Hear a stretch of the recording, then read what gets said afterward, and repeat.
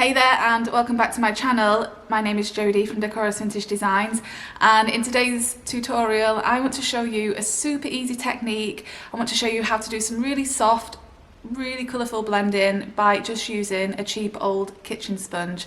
I've got this sideboard behind me and that's what we're working on today, so stay tuned for that. So my first colour today is going to be the Gulf by Dixie Belle, which is a light blue turquoise. This is just going to be my base. I tend to like to put a base of chalk paint on first before I go in there with anything crazy on top. It's just my routine. I think it just helps to have a chalk paint base underneath before doing any blending. So I'm going to just put on a layer of turquoise.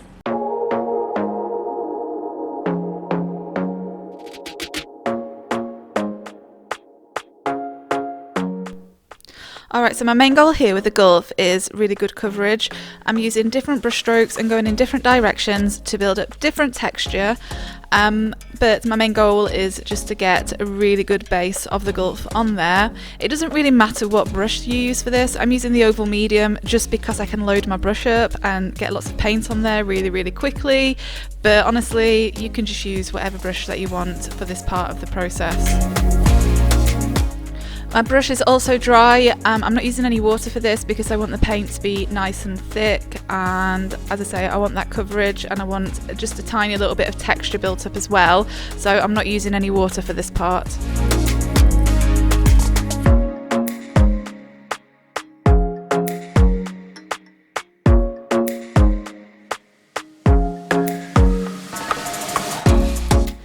Now that the Gulf is dry, I am going in with some Bunkerhill Blue. I have really saturated my furniture and now get ready for messy hands, because this is the fun messy part.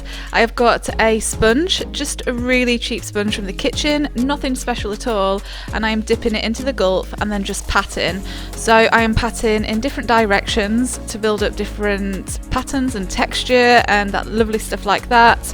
And also I am allowing it to be thicker in some areas and thinner in others, depending on how much paint I have on the sponge and also depending on how much water I have sprayed on that part of the furniture.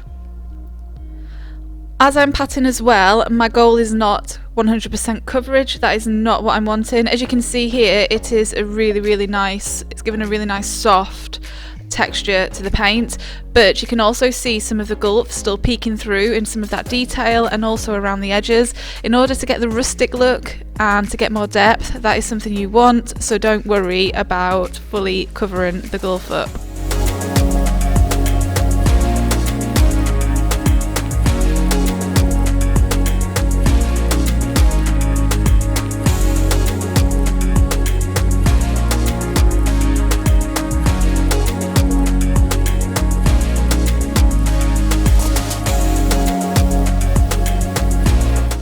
Also remember, if you're leaving your pulls on like me, also to make sure that you put some paint underneath the pulls as well.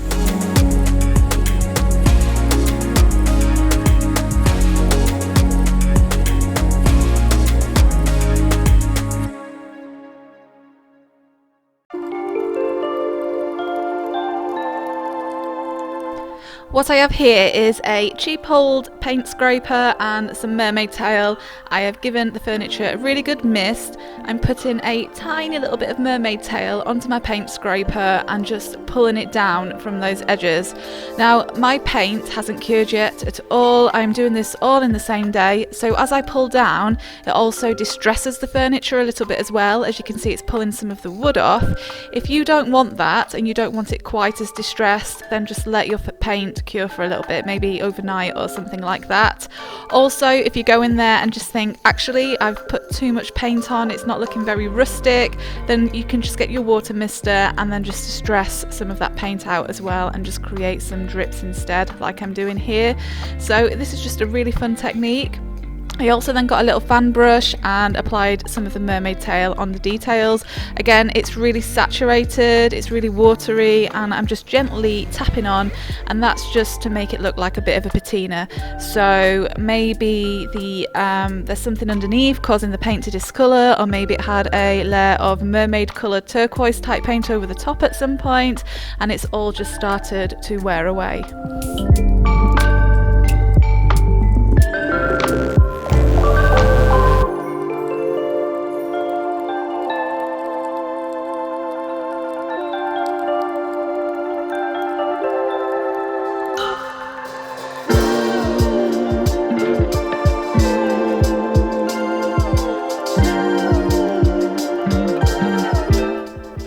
Okay, what I have here is one of the Dixie Belle Silkscreen stencils. It's called the Mandala, and these are my favourite stencils because they are so easy to use.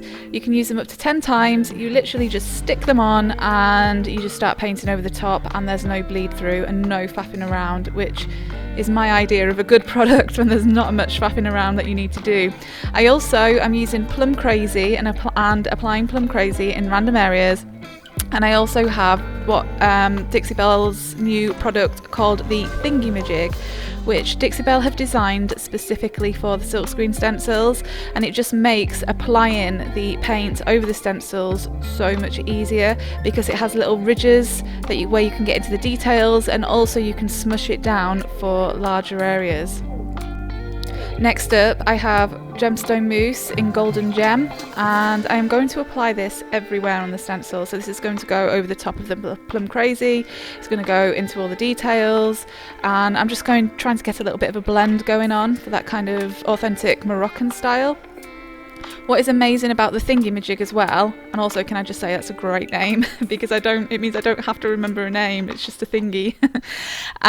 But what is really good about it is that you can actually scrape up any excess paint as you go along and use it on the rest of the stencil, which means then you're not wasting loads and loads of paint. Your biggest fan, and when things are really tough and they're really rough and nothing's working, but there's something inside of you that says, I just have to follow that, because you don't know who you're going to be, who you're going to be, who you're going to be. Okay, time for another watery layer. So here I have Plum Crazy and a fan brush, and I have saturated the piece of furniture again with a lot of water, and I'm basically just painting on a little bit of watered down Plum Crazy, mostly around those edges, and also just in some of the, wider areas on the door.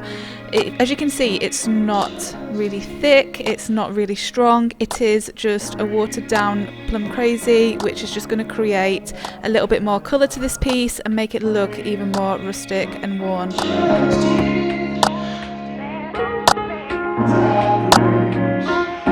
Because you don't know who you're going to be, who you're going to be.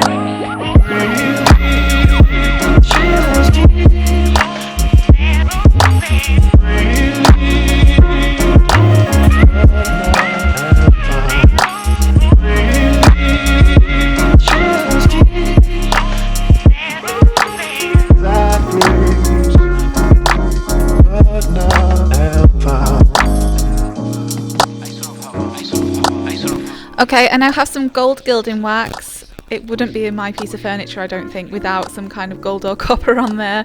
And I have a little fan brush again, and I'm literally just very, very gently going around those edges just to add a little bit of gold, just because we've got some gold in the silkscreen stencil there, and I just think the gold will bring this out a lot more.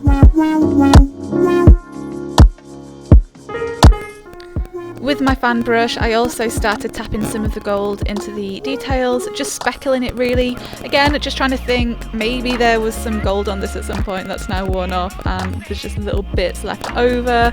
So I'm just trying to create more of a gold patina here.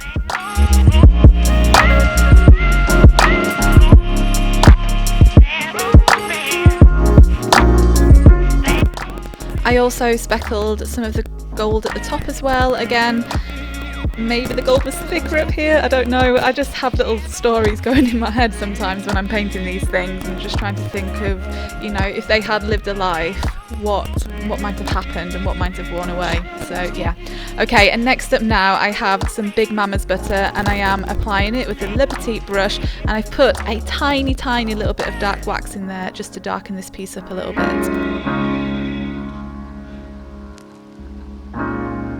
You have to be your biggest fan, and when things are really tough and they're really rough and nothing's working, but there's something inside of you that says, I just have to follow that, because you don't know who you're going to be.